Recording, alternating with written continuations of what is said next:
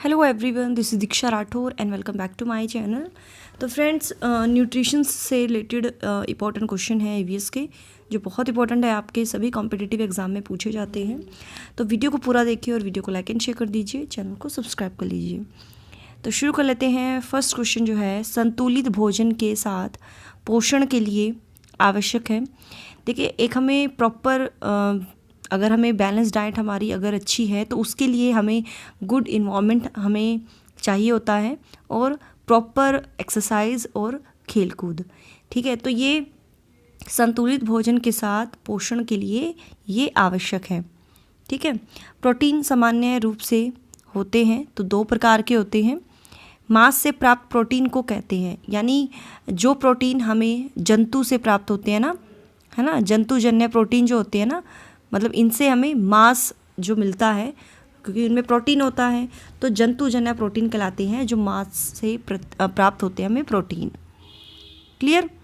Kwashiorkor नामक रोग उत्पन्न होता है, तो ये उत्पन्न होता है प्रोटीन की कमी से। गन्ने के रस, अंगूर तथा खजूर से प्रमुख रूप से प्राप्त होता है, तो कार्बोज। कौन सा स्रोत वनस्पति जन्य प्रोटीन का है, तो ये है जौ। कार्बोज की अधिकता से कौन सा रोग उत्पन्न होता है, मोटापा, बदहजमी, मतलब एसिडिटी, गैस बनना, ये सब। ठीक है। वसा के प्रमुख स्रोत हैं, तो ये है वनस्पति तेल व सूखे मेवे। शरीर को अधिक शक्ति प्रदान करता है, तो फैट जो है वसा।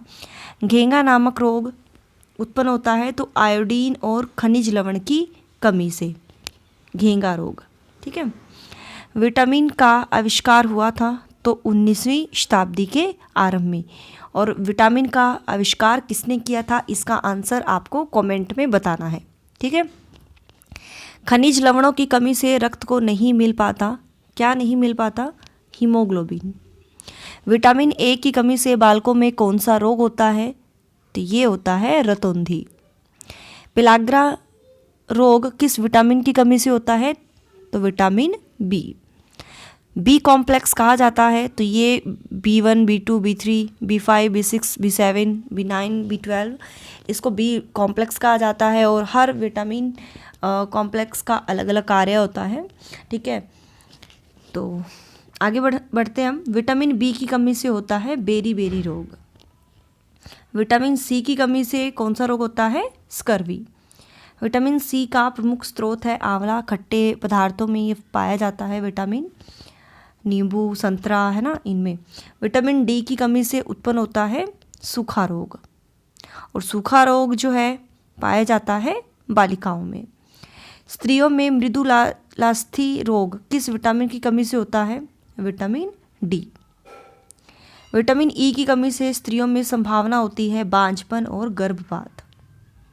ठीक है, मिसकैरेज होना, ये सब। विटामिन ई की कमी से उत्पन्न होने वाला रोग जो है वो है नपुंसकता।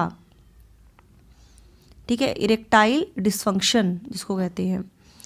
विटामिन के की सर्वाधिक होती है, यानी ये किसके लिए ज़्यादा इंपॉर्टेंट होता है, जो गर्भवती स्त्रियां होती हैं, जो फीड कराती हैं, स्तनपान कराने वाली महिलाओं के लिए।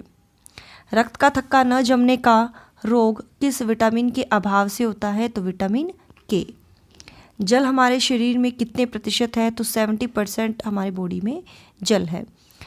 विटामिन के का प्रमुख स्रोत है, तो ये है केला, गोभी और अंडा। दूषित जल के पीने से उत्पन्न रोग है, तो जब हम गंदा पानी पी लेते हैं तो कौन सा रोग उत्पन्न होता है, तो पीलिया और डायरिया। कार्य करने के लिए किस पदार्थ की आवश्यकता होती है, तो ये है कार्बोज की, कार्बोहाइड्रेट की। अभिभावकों को पोषण का ज्ञान कराने का सर्वोत्तम अवसर होता है, तो ये है शिक्षक अभिभावक गोष्ठी। ठीक है, तो ये ईवीएस के 30 इंपॉर्टेंट क्वेश्चन थे न्यूट्रिशन से रिलेटेड, जो बहुत इंपॉर्टेंट थे। तो ये मेरा व्हाट्सएप नंबर है, यहाँ पर आप मुझसे कांटेक्ट कर सकते हो। तो मिलते हैं नेक्स्ट क्लास में। So thanks for watching my video, do like, share and subscribe my YouTube channel, और एक फीडबैक ज़रूर दीजिए।